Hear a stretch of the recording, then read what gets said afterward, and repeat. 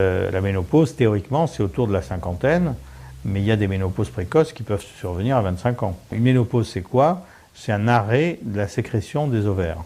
C'est-à-dire que les ovaires, qui sont les organes qui donnent et les ovocytes, c'est-à-dire les ovules, les œufs de la femme, et les hormones, ces organes-là ne fonctionnent plus.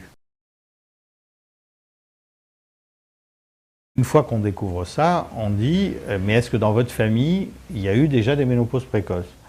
Et elle se dit après coup « oui, c'est vrai que ma mère aussi a été ménopausée à 25 ans ».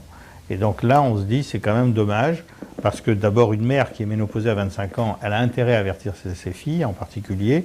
Alors, c'est pas pour ça qu'elle fera obligatoirement un enfant à 20 ans, mais ça veut dire qu'il y a danger, en tout cas, il faut en avoir conscience, et elle ne peut pas se dire, il y a des femmes de 40 ans qui ont un enfant, donc pourquoi j'attendrai pas 40 ans? C'est pas héréditaire au sens propre du terme, mais il y a des terrains familiaux qui peuvent expliquer ça.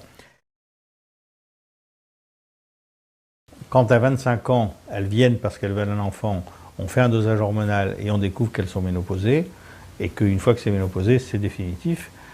Donc là, il n'y a pas de solution. La seule chose que l'on peut faire dans ce cas-là, c'est prendre un ovocyte, c'est-à-dire un œuf d'une autre femme, et lui donner des hormones pour soutenir cet œuf et pour que la grossesse pousse en elle. Du coup, ça sera les spermatozoïdes de son mari, les œufs d'une autre femme et son utérus à elle. Mais son utérus va être oublié. Si on refait les tests génétiques de l'enfant à venir, il y aura les gènes de la femme qui a donné l'ovocyte et non pas les siens.